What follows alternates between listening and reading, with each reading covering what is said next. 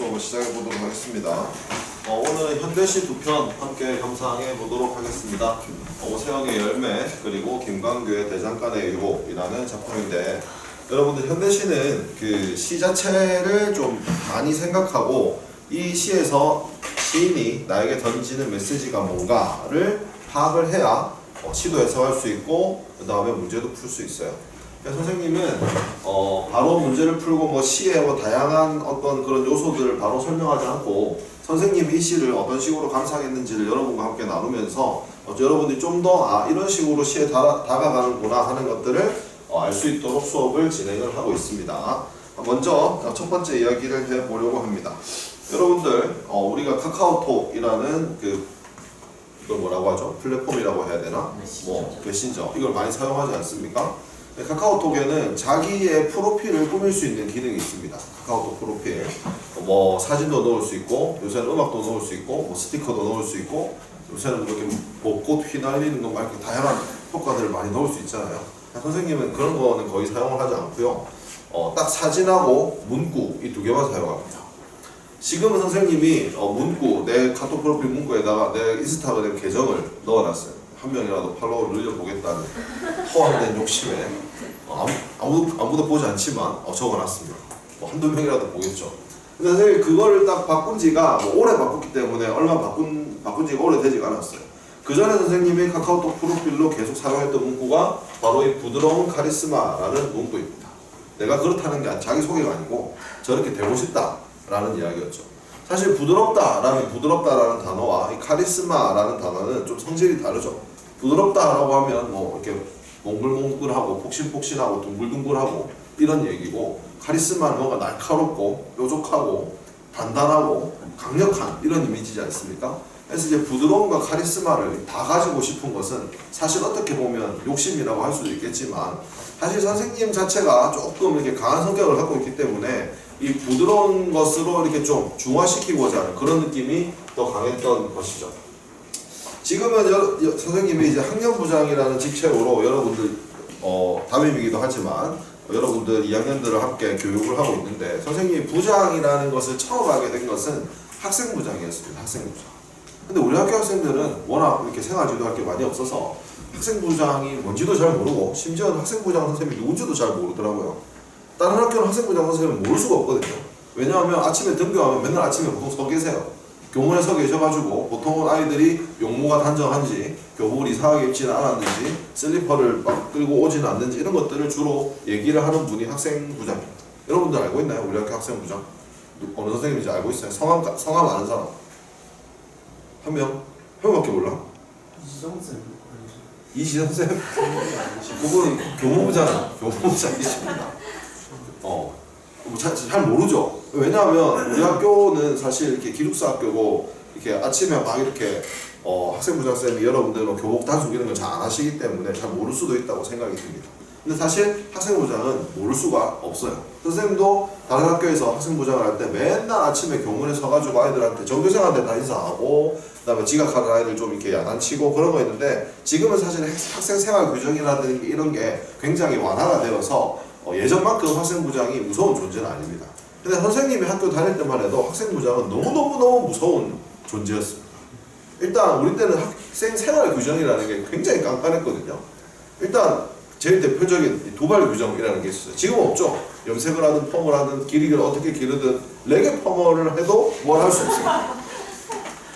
나도 예전에 학생부에 있을 때 도발 규정 완화하면서 선생님들끼리 회의하면서 그래도 레게 같은 거 좀 안 해야 되지 않나. 그 머리 감지도 못 하는데 막 이런 얘기를 했던 기억이 나는데, 나도 그때도 안 된다 생각했는데, 지금은 뭐 레게를 하든 뭘 하든 그게 그렇게 크게 상관이다라는 생각이 들긴 합니다. 근데 선생님이 고등학교 시절, 중고등학교 시절에는 교발 규정이 어느 정도였느냐? 앞머리는 최대 3cm, 옆머리와 뒷머리는 최대 1cm였습니다.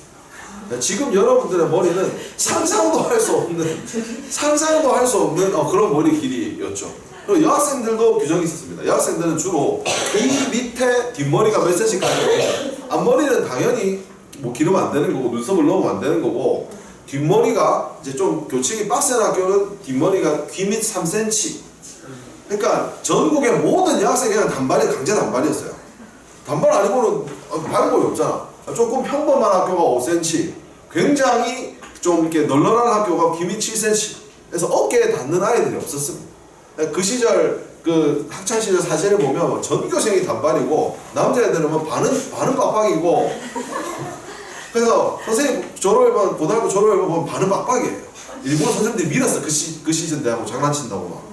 그래서 그 시절에 아침에 등교를 하면 학생부장 선생님이 딱 교문 딱 모이는 센터에 딱 서 있고 그 다음에 양옆에 이제 학생부 선생님 두 분이 서 계시고 그 다음에 3학년 선배들이 완장을 차고 선도부 이렇게 차고 교문에 한 10명이 쫙 서 있었어요. 교문에 들어가면 거의 공항 검문 검색 때처럼 10명의 눈이 쫙 위에서부터 하면 쫙 오다가 뭔가 이상하시면 일로 와 일로 와. 어떤 학생이 이제 머리를 과감하게 기르고 갔다 하면 그날은 이제 쇼가 펼쳐집니다. 그 뭐야 뭐라고 합니까? 단발 투쟁이라고 합니까? 삭발투쟁 하는 것처럼 일로 와 이러면서 어디서 나는지 모르는데 주머니에서 바리깡이 나옵니다. 그래가지고 바로 머리를 대고 가운데를 쫙 이렇게 밀어요. 그러면 여기에 이렇게 길이 쫙 생깁니다. 그래서 우리는 그걸 고속도로라고 불렀습니다. 고속도로가 된 학생들은 친구한테 가방을 맡겨놓고 교내에 있는 이발소로 이동을 합니다. 학교에 이발소가 있었습니다. 이렇게 하면 굉장히 옛날 사람 같은데 진짜 선생님 고등학교 이발소가 있었어요. 그래서 이발소로 와가지고 딱 앉아있으면 아저씨가 아이고 머리 많이 길렀는가 보네 하고 와가지고 말도 안 하고 뭐 스타일링도 없어요. 그 고속도로 길이에 맞춰가지고 그냥 밀어주십니다.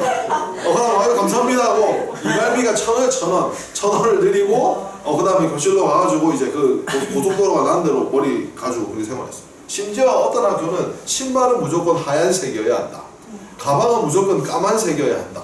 중화형반으로 다니면 안 된다. 뭐 이런 이상한 규정들이 되게 많았습니다. 그래서 그 당시에는 학생부장 선생님이 내 눈에 시야에 띄기만 해도 일단 도망가야 됐어요. 뭔가라도 하나 걸리면 주 터졌어요 진짜. 맞았습니다. 선생님도 학교 다닐 때 좀 많이 맞았거든요. 근데 내가 잘못해서 맞은 거는 뭐 지금은 그렇지 않겠지만 옛날에 그랬다 치고 진짜 맞은 것 중에 기억에 남는 게 딱 2개가 있어. 하나는 초등학교 때 교감쌤한테 뺨을 맞은 건데 이게 왜 기억에 나냐면 뺨 맞아서 기억이 나는 게 아니고 이유가 너무 특이해서 기억이 나요. 하루는 선생님이 아이들과 함께 점심시간에 운동장에서 축구를 하고 있었어요. 막 신나게 하고 축구 막 하고 있는데 방송이 나오는 거예요. 엄청 큰 목소리로 야 운동장에서 축구하고 있는 애들 다 교무실로 튀어와 이러는 거예요. 뭐지 왜 그러지 하고서 갔죠. 갔더니 이제 교무실 앞에 쫙 꿇어 앉아라 한 20명이 교무실 복도에 쫙 가지고 꿇어 앉았어요. 그랬더니 그 당시에 이제 문이 저런 나무 문이었고 여닫이였거든요. 여닫이. 그 교무실 중간 문을 교감쌤이 빡 열고 나오더니 저쪽 끝에서부터 가가지고 꿇어 앉아있는 초등학생이야. 5학년 6학년 뺨을 여기서부터 한 대씩 딱 때리면서 수명을 다 때리시는 거예요. 그러고 이제 우리한테 얘기를 하는데 이렇게 야단을 치시는 거예요. 야 누가 점심시간에 운동장에서 축구하라고 했어 이러는 거예요. 그걸 누가 말해서 합니까? 운동장에서 축구하는 건 당연한데 지금 5년 동안 6년 동안 해왔는데 그 이유가 뭐냐면 이제 아마 그 1학년 아이들이 4교시만 하고 집에 가는데 우리가 축구하는 공에 맞았나 봐 누가. 그래가지고 이제 부모님이 이제 전화를 한 거죠. 이거 뭐 하냐 이렇게. 교감쌤이 전화를 받고 제가 해결하겠습니다 하고 다 때려붙인 거지. 그게 해결이 아니잖아. 그거는 이제 애들 통학로에 안전 펜스를 설치하거나 그러면 해결된 문제 아닙니까? 그쪽으로만 다니게 하고 그쪽으로 안 가게 하면 그거라도 축구를 못하게 하다니. 그래서 하여튼 그게 기억에 남아요. 그러고 축구를 한 2주 동안 못했다가 다시 했던 기억은 있습니다. 내가 하도 답답해갖고 우리도 부모님한테 얘기를 했죠. 교감쌤이 우리 축구했는데 뺨 때리더라. 또 우리 학부모님이 전화를 하셨겠죠? 그래서 이제 아마 어떻게 돼서 그 이후에는 어떻게 됐는지 모르겠는데 하여튼 축구했다고 뺨 맞았던 기억이 있어요. 두 번째는 이제 중학교 때 맞았던 기억인데 여러분들 지금은 이제 주번이라는 게 없어졌는데 옛날에는 주번이라고 해서 한 반에 2명씩 칠판도 지우고 뭐 아침에 청소도 하고 이런 게 있었어요. 근데 선생님이 중고등학교 때는 주번 제도가 더 엄격했고 심지어는 주번 조례도 있었어요. 월요일 아침이 되면 주번인 아이들이 모두 모여가지고 주번 활동을 열심히 할 것을 다짐하는 그런 의식이 있었어요. 거기다가 선생님한테도 주번이 있어가지고 선생님 중에 한 명이 이제 그 주번 조례를 딱 해서 야 열심히 하자 내한테 검사 맡아라 이런 선생님이 계셨단 말이에요. 하루는 이제 내가 주번인 차례가 돼가지고 가방을 메고 학교에 등교를 했어요. 주번 조례하는 장소가 있거든요. 저 오른쪽 현관에 딱 좀 공터 같은 데 있었어. 거기로 갔는데 가방을 메고 갔는데 한 40명이 엎드려 받쳐 하고 있는 거예요. 그래서 딱 눈치 보고 딱 엎드렸죠. 나도 엎드려 받쳐 하고 뭘 잘못했는지 모르겠는데 늦게 온 것도 아니다 엎드려 받쳐 있었어. 그래서 이제 60명이 다 엎드려 가니까 10학급이고 한 반에 2명씩 3개 학년이니까 60명이 엎드려 받쳐 있었어요. 그래서 어떤 선생님이 매를 하나 딱 이렇게 매주고 딱 나오시더니 아무 말도 없이 맨 앞에 있는 아이부터 엉덩이를 푹푹 때리기 시작합니다. 최소 60대 몇 대 맞았는지 기억 안 나. 한 60대를 다 때리시고 나서 다시 그 위로 딱 올라가시더니 우리한테 물으시는 겁니다. 야, 너가 왜 맞았는지 아나? 알 턱이 있나? 오자마자 엎드려고 맞았는데. 그래서 이렇게 말씀하시는 거예요. 너가 열심히 하라고 때리니까 열심히 해라. 아니 잘못한 것도 아닌데 열심히 하라고 아침부터 때리는 게 말이 됩니까? 하여튼 그 시절에는 희한한 게 많았어요. 하여튼 웃긴 것도 있었고 맞으면서 웃기는 것도 있었고 솔직히 너무 억울한 것도 많았는데 하여튼 그 시절에는 뭐 교칙을 어기거나 선생님 말 잘못 들으면 맞았고 제일 많이 때리는 사람이 학생부장이라서 내 머릿속에 또 선생님 나이 또래 친구들에게 학생부장은 약간 공포, 증오, 막 미움의 대상이었어요. 막 이상한 별명도 지어가지고 막 이상한 걸로 막 부르고 하여튼 정말 좀 싫은 선생님 중에 하나였어요. 내 이미지에는 학생부장이 그렇게 박혀있으니까 내보고 부장 선생님 하라는데 학생부장을 하라는 거예요. 난 그렇게까지 하고 싶지 않았거든요. 그래서 그런데 어쩔 수 없이 하게 돼가지고 그래도 나는 그런 선생님은 안 돼야겠다. 애들이 싫어하는 선생님은 안 돼야지 해가지고 이제 학생부장으로서 뭐 여러 가지 노력을 하기 시작했습니다. 여러분들 교무실에 놓여있는 이 블랙보드도 그때 이제 학생부장이 됐을 때 산 거예요. 그래서 여기다가 이제 아이들한테 뭐 응원 문구 이런 것도 적어주고 시험 치는 다니면 사탕 사와서 정교생한테 막 다 나눠주고 막 여러 가지 막 프로그램들을 했던 그런 기억들이 납니다.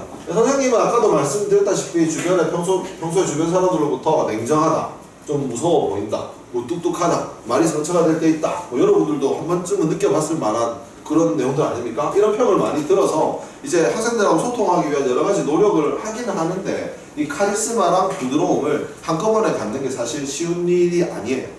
그래서 여러분들 학생부장이 되고서도 사실 어저께 저녁에 뭐 몰래 배달 음식을 시켜먹는 아이들 야단을 친다든지 여러분들이 잘못을 하면 사실 야단을 쳐야 되는데요. 그때마다 고민을 합니다. 이거 이렇게 해도 되나? 사실 지도를 해야 되니까 지도를 하는데 이게 막 온 마음과는 다를 때도 많이 있습니다. 왜냐면 내가 갖고 있는 성질 자체가 날카롭고 뾰족하고 딱딱 끊어지는 성질이 많아서 이제 부드럽고 둥글둥글하게 되는 게 쉽지는 않아요.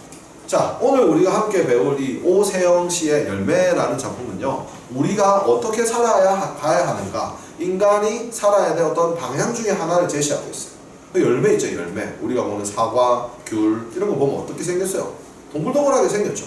이 열매를 보고 우리는 어떻게 살아야 할 것인가에 대한 메시지를 던져주는 시가 오세영의 열매고요. 이렇게 좀 둥글둥글하게 살고 싶은 선생님한테도 많은 메시지를 던져주었던 그런 시입니다. 함께 살펴보도록 하겠습니다.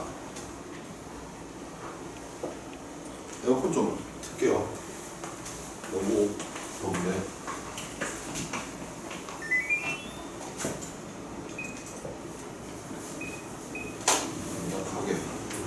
자, 오세영의 열매 같이 봅시다. 세상의 열매들은 왜 모두 둥글어야 하는가? 질문을 던지고 있네요. 가시나무도 향기로운 그의 탱자만은 둥글다 라고 하고 있습니다. 아마 이 화자는 앞에 뭐 열매가 놓여있든지 열매를 먹으려다가 열매를 보고 생각을 하고 어제 먹었던 열매도 둥근데 오늘 내 앞에 있는 것도 둥근해? 생각해보니까 이 파리가 뾰족뾰족한 그 가시나무조차 자기의 열매는 둥글게 만들고 있네 라고 생각을 합니다. 그럼 이제 우리는 시를 읽으면서 왜 이 사람이 둥근 열매에 대해 관찰하고 있을까? 열매에 대해서 무슨 생각을 할까를 살펴봐야 됩니다. 뒤로 넘어갑니다. 땅으로 파고드는 뿌리는 날카롭지만 하늘로 뻗어가는 가지는 뾰족하지만 지금 화자가 뭘 보고 있는 것 같아요? 나무를 보고 있죠. 나무는 뿌리가 있고 가지가 있잖아요. 그리고 나무에 또 열매가 열리지 않습니까? 그러니까 나무를 보니까 이 땅으로 파고드는 뿌리는 굉장히 날카로워요. 그리고 하늘로 뻗어가는 가지는 굉장히 뾰족해. 그런데 스스로 익어서 떨어질 줄 아는 나무가 이제 다른 사람한테 내어주는 것이 열매라고 한다면 이 열매가 익어서 땅으로 떨어질 줄 아는 열매는 뭐가 나지 않아요. 뾰족하고 날카로운 그런 속성들을 가지고 있지만 이것만큼은 둥글다라는 얘기예요. 덥석 한 입에 물어 깨무는 탐스런 하늘의 능금. 사과죠. 아마 이제 눈앞에 사과나무를 보고 있었던 것 같아요. 그래서 사과나무가 뚝 떨어진 걸 보고 저 익으면 떨어질 줄 아는 저 사과에는 뭐가 없구나. 사과를 덥석 베어물면서 이 탐스럽게 맛있는 이 사과는 이 먹는 자는 단단하고 날카로운 이빨로 사과를 탁 공격하는 거죠.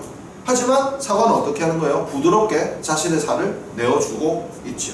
그러면서 이제 지금까지 나무와 열매를 보면서 했던 생각들을 이쪽으로 갖고 옵니다. 그대는 아는가? 모든 생성하는 존재, 모든 뭔가를 만들어내는, 뭔가를 창조하는 모든 존재는 둥근 속성을 갖고 있다는 것을. 열매가 뭘 갖고 있어요? 이 나무들도 번식을 할 때 열매가 번식을 하죠. 뭔가를 만들어내는 속성이 있는 거죠. 그러니까 뭔가 안에 생명력이 들어있고 뭔가 자신의 어떤 그런 것들을 나눠야 되는 이런 열매 같은 것들은 둥근 성질을 갖고 있다는 거죠. 그리고 스스로 먹힐 줄 아는 열매. 사과는 우리한테 먹히는 거, 열매 중에서 먹히는 거잖아요. 그러니까 누군가에게 먹힐 줄 아는 열매는 뭐가 나 있지 않다라는 겁니다. 그럼 여기서 생각을 해봐야 됩니다. 열매가 도대체 무엇을 의미하고 있는가? 자, 나무의 여러 가지 속성 중에 뿌리는 날카롭고 가지는 뾰족하지만 이 열매는 뭐 하는 거예요? 나무 중에서 이 열매는 다른 사람들한테 뭔가를 공급하는 존재죠. 나무가 자기 어떤 그 영양분이나 흡수된 걸 가지고 열매를 만들어서 다른 사람한테 주잖아요. 그럼 열매의 목적이 뭐예요? 물론 생물학적으로 번식이지만 이걸 번식이라고 생각하지 말고 열매가 만약에 우리한테 자기가 이렇게 1년 동안 갖고 온 것들을 이렇게 내어준다라고 생각한다면 열매는 다른 사람한테 뭐가 되는 거예요? 일종의 선물이라든지 어떤 공급해주는 게 되는 거죠. 자신의 것을 내어주는 게 되는 거죠. 그러면 우리가 이 열매라는 것이 단순히 지금 나무에 대한 얘기가 아니고 이 인간에 대해서 메시지를 우리의 인생에 대해서 메시지를 던져주는 시라고 생각했을 때 우리가 남한테 내 거를 내어주는 걸 무슨 정신이라고 합니까? 희생정신이라고 하죠. 그리고 또 아까 여기 나와 있는 스스로 익어서 떨어질 줄 아는 거. 이거는 인간이 갖고 있어야 되는 덕목 중에 좀 뭐랑 관련이 있나? 익으면 떨어질 줄 아는 거. 겸손하고 좀 관련이 있죠. 그러니까 지금 이 화자는 열매와 나무를 보면서 우리가 뾰족한 뿌리처럼 날카로운 가지처럼 이렇게 뾰족뾰족하게 살아갈 때도 있지만 인간이 뭔가를 새롭게 만들어내고 새로운 창조를 하기 위해서 남에게 나의 것들, 내가 갖고 있는 것들을 나눠줄 때 그 나눠주는 것만큼은 어때요? 둥글어요? 모가 나잖아요. 만약에 열매가 뾰족뾰족하고 모가 나 있다면 우리가 먹을 때 어떻게 했어요? 찔리고 따갑고 못 먹을 수 있겠죠. 그러니까 모든 다른 사람에게 나눠줄 줄 아는, 희생할 줄 아는 그런 성질일 때는 뭐가 필요하다? 둥글둥글하고 모가 나지 않은 성질이 필요하다. 그래서 열매를 보고 남한테 뭔가를 나눠줄 줄 아는 성품, 그리고 스스로 익어서 떨어질 줄 아는 성품, 이런 성품들을 우리가 가져야 되지 않겠나. 우리가 비록 어떤 때는 파고들어야 되기 때문에 뾰족한 경우도 있고 어떤 때는 뻗어가야 되기 때문에 날카로운 경우도 있지만 우리가 다른 사람에게 뭔가를 나눠줘야 될 때, 새로운 뭔가를 만들어야 될 때 그럴 때는 어떤 성품을 가져야 된다? 뭐 없이 둥글둥글한 성품을 가질 필요가 있지 않겠나라는 것을 열매를 보고 깨달은 작품, 그것을 나누는 작품이 오세영의 열매라는 작품이 되겠습니다. 자, 다음 작품으로 넘어가 보겠습니다. 네, 다음은 김광규의 대장간의 유혹이라는 작품인데요. 선생님이 굉장히 좋아하는 작품 중에 하나입니다. 선생님이 작년에 좀 자료를 찾을 게 있어가지고 그 사상에 있는 부산도서관에 간 적이 있습니다. 이 부산도서관 굉장히 잘 돼 있습니다. 여러분도 다음에 시간 내면 한번 가보시기 바랍니다. 책도 엄청 많고 안에가 정말 새로 지어가지고 정말 깨끗하고 멋지게 잘 꾸며져 있어요. 여러분 노트북 들고 가도 꽂고 뭐 와이파이도 쓸 수 있고 학술 논문도 이제 도서관으로 로그인하면 무료로 뽑을 수 있고 공부하기에도 좋고 책 읽기에도 좋고 쉬기에도 좋은 곳이거든요. 그래서 선생님이 작년에 그 사상도서관에 가가지고 사장이 부산도서관에 가가지고 자료를 찾다가 이혜인 수녀님이 쓴 수필집 시집을 보게 되었어요. 거기에 어느 교사의 기도라는 시가 있었는데요. 굉장히 감명이 깊어서 자료 찾는 걸 잠시 중단하고 그 시를 많이 감상을 했던 기억이 있습니다. 그걸 같이 한번 보도록 하겠습니다.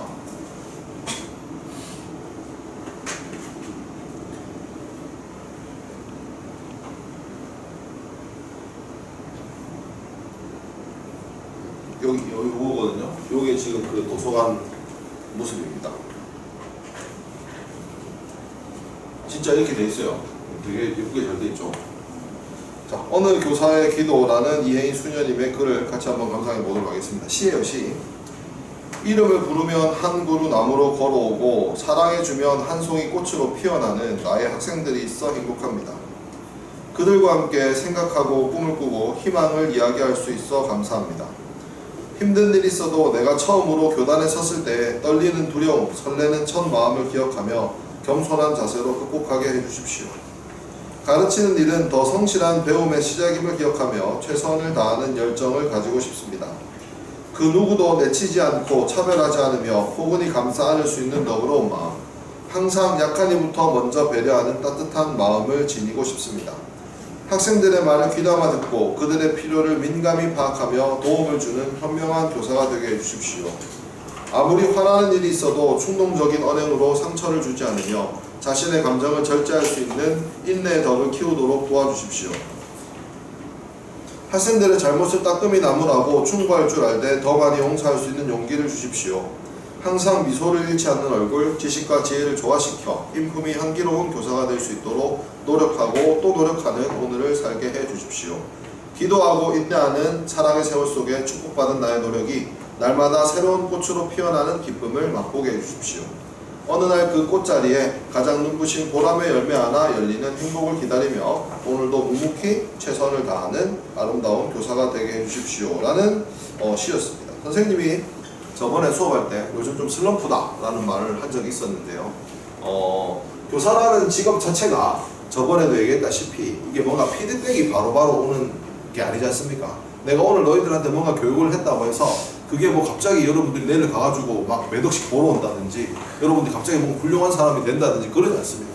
내가 가르쳤던 것들이 쌓여가지고 다음에 여러분들 5년, 10년, 15년 혹은 20년, 30년이 지났을 때 아 맞다 그때 선생님이 그렇게 하셨는데 라는 게 떠올라서 뭔가 행동이 바뀔 수도 있고 아니면 지금 당장 바뀌지 않지만 조금씩 내공이 쌓여서 여러분들이 사람이 돼가는 거지. 사실 선생님이 이 오늘 한 수업을 열심히 준비한다고 해서 그게 바로 나한테 피드백이 되어서 오지는 않거든요.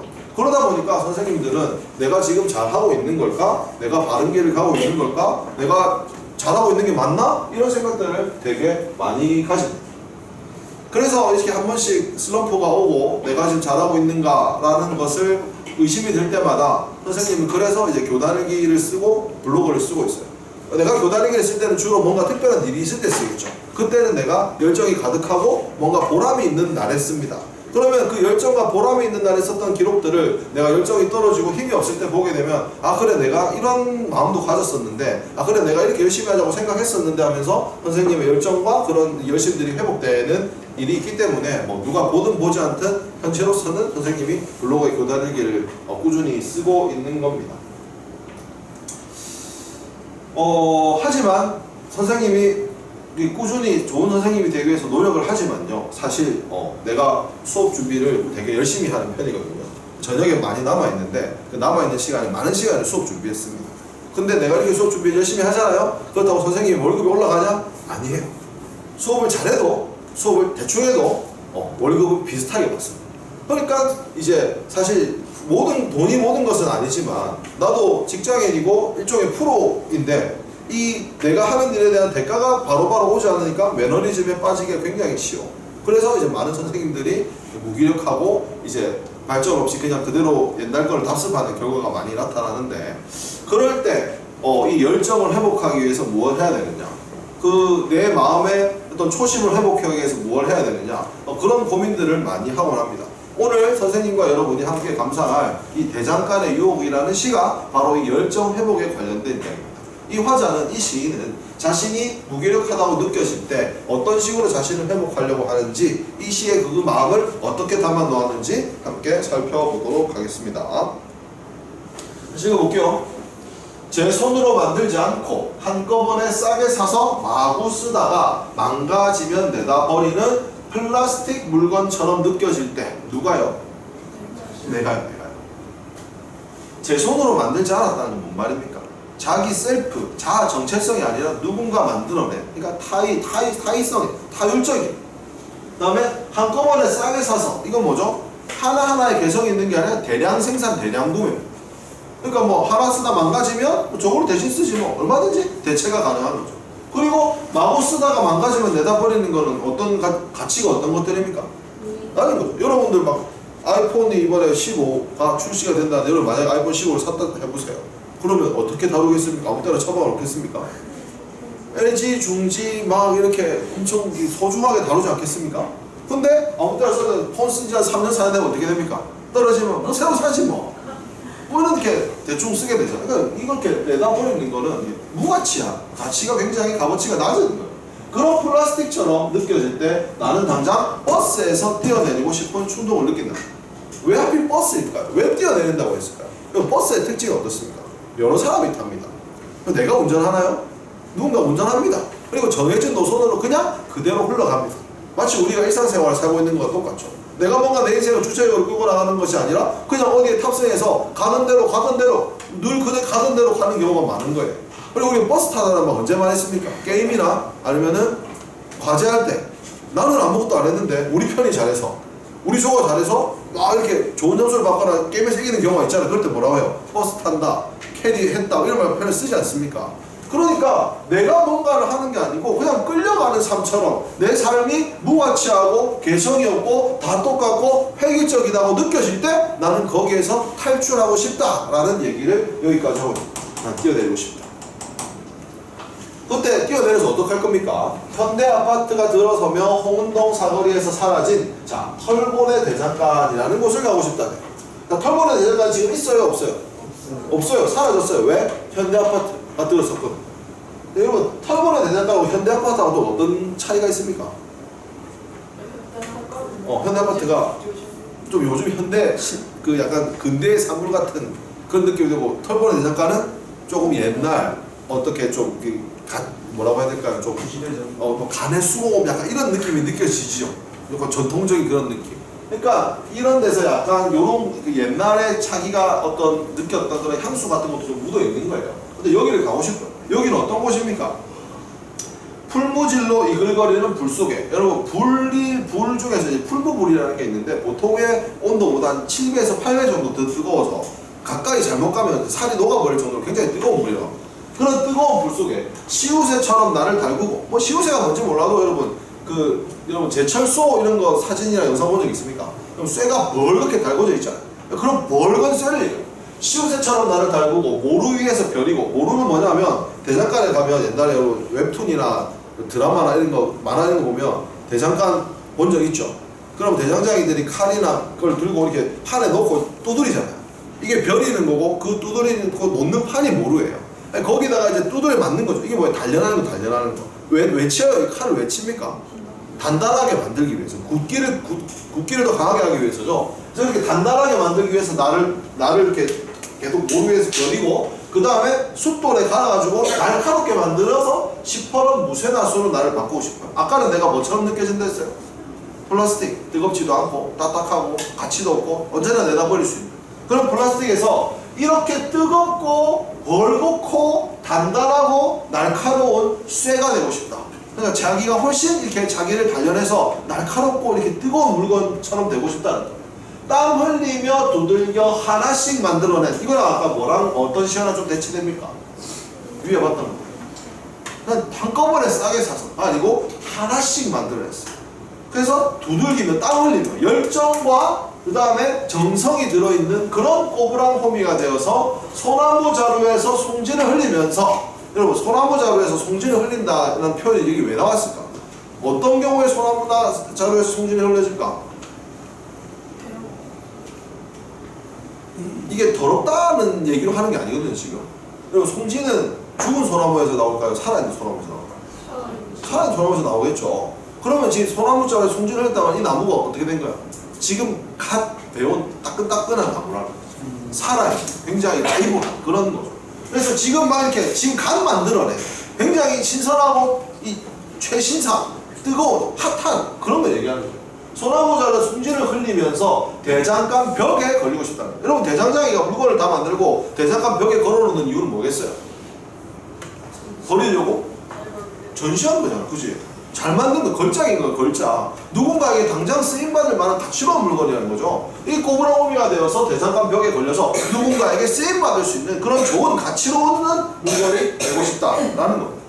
지금까지 살아온 인생이 온통 부끄러워지고 직지사 해우소 아늑한다락으로 떨어져 내리는 똥방이처럼 느껴질 때 똥은 더럽고 가치 없는 겁니다. 그죠? 근데 그냥 똥도 아니고 직지사 해우소 이름도 모를 어느 절간에 있는 산골짜기에 있는 똥. 여러분 내 눈앞에 있는 개똥은 나를 피해가게라도 만들지만 산골짜기에 있는 똥은 내랑 관계가 있나요? 아무런 관계가 없는 그냥 더럽고 버려진 쓰레기 같은 것들입니다.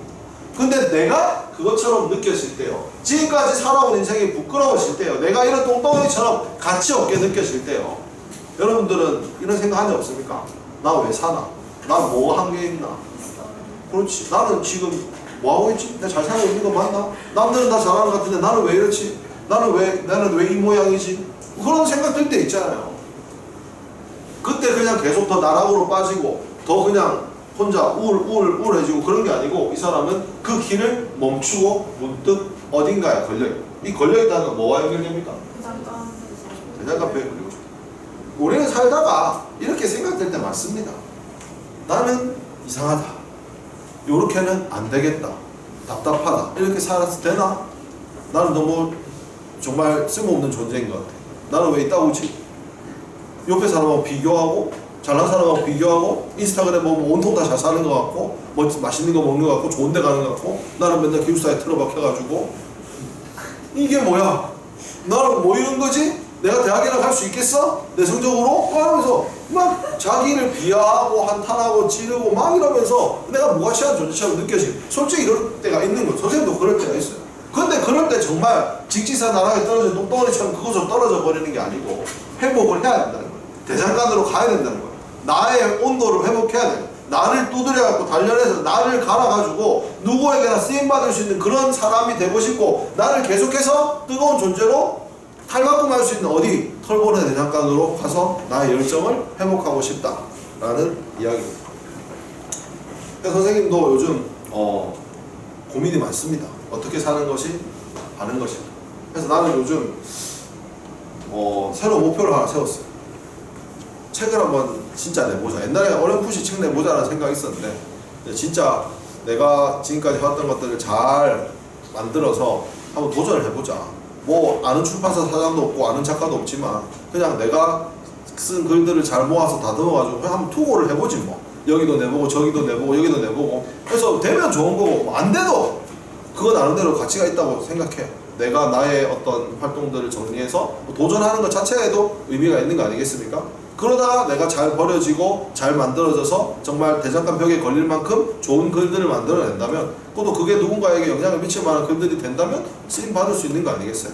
그래서 좀 더 열심히 해볼 생각입니다. 여러분들도 이 대장간의 유혹에 나온 이런 말들처럼 여러분들의 인생과 여러분들의 마음을 좀 더 단단하게 만드시는 여러분들이 되시기를 바라면서 문제풀이로 넘어가 보도록 하겠습니다. 그래서 이 시를 감상할 때 약간 F로 감상을 하셔야 되고요. 문제를 풀 땐 다시 T로 돌아와서 냉정하게 보셔야 됩니다. 자, 특히나 이 18번 같은 경우에는 우리가 시에서 계속 보고 있는 표현법 문제예요. 표현법 문제를 잘 푸는 방법은 성실하셔야 돼요. 찾으라고 하면 찾으셔야 돼요.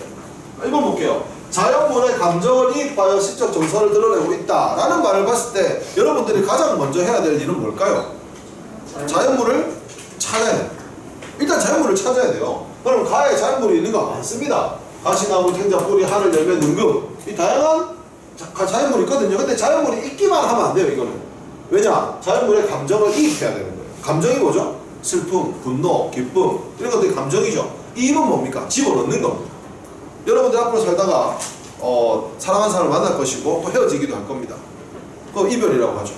사랑하는 사람하고 살다가 이별을 하면 슬픕니다. 근데 내가 슬퍼하는 동안에 사람마다 좀 다르긴 할 텐데 헤어지고 며칠 안 됐는데 비가 오잖아요. 그럼 더 기분이 처져요. 진짜 슬픕니다. 그럴 때. 그럴 때 마치 하늘이 울고 있는 것처럼 느껴집니다.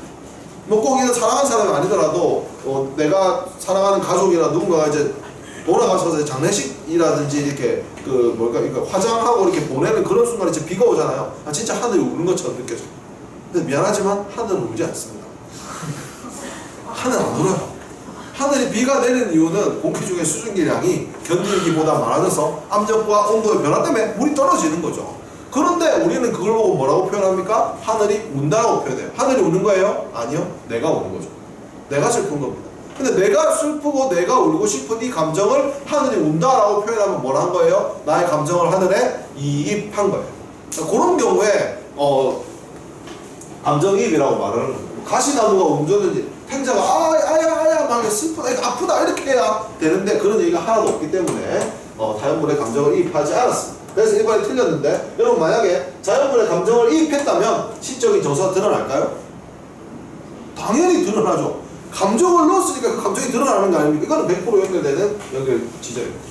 두 번째, 청각적 심상을 활용하여 라고 한다면 뭘 찾으면 됩니까? 소리가 느껴지게 표현된 구조를 찾으면 됩니다. 근데 아쉽게도 여기에는 향기로운 후각, 날카롭다 뾰족하다 시각, 부드럽다 촉각만 있지 청각, 소리와 관련된 구절이 없습니다. 그래서 얘를 만약에 다양한 심상을 활용하여 라고 했다면 정답이 될 가능성이 있죠.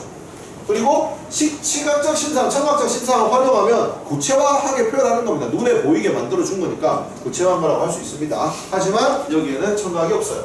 자, 3번. 유사한 동사 구조의 반복 계속 나오고 있습니다. 이 표현 대구법이죠, 대구법. 대구법은 문장의 틀을 반복하는 건데 여기에는 이 부분이 가장 전형적인 대구법이 사용되어 있습니다. 땅으로 파고드는 뿌리는 날카롭지만 하늘로 뻗어가는 가지는 뾰족하지만 완전히 틀이 비슷하잖아요. 여기서 강조하고 있는 게 뭔데요? 날카롭고 뾰족한 열매와는 조금 다른 반대되는 아이를 대구법을 써서 이야기를 했죠. 저번에 얘기했죠. 반대되는 걸 얘기하면 오히려 이 반대쪽이 어떻게 되죠? 강조된다. 잘생긴 애 보다가 남자친구 보면 오징어처럼 보인다고 얘기했지 않습니까? 대비하면 강조가 됩니다. 4번. 색채어의 대비랍니다. 그럼 뭐 찾아요? 색채어 찾으면 됩니다. 색채어 뭔데? 빨간, 노란, 파란 이게 색채어 아닙니까? 미안하지만 여기에는 색채어가 없습니다. 그럼 색채어가 있으면 무조건 색채어의 대비냐? 아니죠. 어떤 경우에 색채의 대비가 일어나죠? 반대되는 색깔입니다. 거의 여러분 문학작품의 색채 대비라고 말할 수 있는 건 검은색, 하얀색 아니면은 파란색, 빨간색 뭐 가끔 새 하얀과 새 파란과 하얀을 대비하는 경우도 있습니다만 누가 봐도 좀 차이가 나는 색깔을 갖다 놓지 노란색, 파란색 또 보색을만 갖다 놓고 그거 알고 있는지 묻지 않습니다. 여러분. 빨간색, 파란색, 흰색, 검은색 정도가 색채의 대비인데 주로 고전 시간에 뭐 까마귀 검다하고 백로야 뭐 울지 마라 이런 거 보면 그 까마귀와 백로의 흰색, 까만색 대비되죠. 이런 식으로 나오는 경우가 있는데 여기는 없습니다. 자, 5번. 계절의 흐름을 활용하려면 계절이 흘러야 되죠. 그러면 2개 이상의 계절이 나와야 돼요. 근데 이 시에는 열매가 이거 떨어진다, 능금처럼 가을이라고 추정할 수 있는 애매한 지점들은 있으나 계절이 2개 나오고 그 계절이 흘러가지 않기 때문에 5번은 답이 될 수가 없습니다. 19번. 요거는 보기 없이 이 시어 몇 개를 주고요. 이 시어를 잘 해석해냈는가를 묻는 문제인데 여러분들 문학작품을 감상하는 문제를 풀 때에도 이럴 것 같아 라고 푸는 게 아니라 그 구절을 이렇게 해석할 수 있는 근거를 찾아서 푸는 연습을 습관을 기르셔야 된다고 했습니다. 이번 버스 보십시오. 버스에서 뛰어내리고 싶다라고 앞부분에 얘기했죠. 이건 뭡니까? 부정적 상황에서 벗어나고 싶어하는 태도다. 맞죠? 왜 그럴까요? 버스에서 뛰어내리고 싶다 하기 전에 제시된 상황들이 뭔데요? 내가 무가치하고 내가 쓸모없는 존재처럼 느껴진다는 건 부정적 상황이잖아요. 거기에서 뛰어내리고 싶다 했으니까 벗어나고 싶다라고 봐도 타당하죠. 2번. 홍은동 사거리의 변화로 인해 사라진 공간을 찾아가고 싶대요. 홍은동 사거리가 나왔을 때 나온 지명이 2개가 있지. 그 상표가 2개가 있어요. 현대아파트, 털보르 대장간. 근데 내가 가고 싶은 곳은 털보르 대장간. 털보르 대장간 어떻게 됐지? 현대아파트가 들어서면서 사라졌죠. 그러니까 2번이 맞죠. 3번. 털보르 대장간을 통해 자신을 단련하여 탈바꿈하고 싶은 마음. 털보르 대장간을 왜 찾아가는데? 내가 플라스틱처럼 느껴질 때 찾아가서 뭐 하는데? 얻어맞고 뜨겁게 되고 다루고 갈고 해서 변화를 하고 싶다는 얘기를 하고 있잖아. 그러니까 맞지. 4번. 직지사 해우소와 관련된 소재가 뭐예요? 직지사 해우소에 뭔 소재 나와요? 똥덩어리. 이거 똥이에요, 똥. 똥을 통해 자신의 삶에 대한 반서적 인식. 내가 그 똥처럼 느껴질 때 반성 아닙니까? 내가 똥처럼 느껴지는 거. 맞죠? 5번 봅시다. 가던 길을 멈추는 행동을 통해. 자, 가던 길을 멈추는 행동 어디 나오는데 이 시에? 가던 길을 멈추고 문득 어딘가에 걸려있고 싶다에 나오죠. 그럼 그 가던 길을 멈추는 행동이 왜 가던 길을 멈추는 거예요? 내가 지금까지 살아온 게 부끄럽게 여겨지기 때문에 이걸 멈추고 바꿔보겠다라는 거잖아. 그 바꿔보겠다를 여기는 뭐라고 지금 표현하는데요? 현실과 일시적으로 타협이 뭔데 타협? 일단 요 정도까지만. 이 타협이잖아. 멈추고 돌아가겠다는 타협이 아니잖아요. 내가 이렇게 가야 되는데 도저히 이건 안 되겠으니까 이 정도만 하자. 이게 타협이잖아. 근데 여기서는 멈추고 바꾸겠다고 했기 때문에 타협이라고 볼 수 없습니다. 그래서 5번이 답입니다.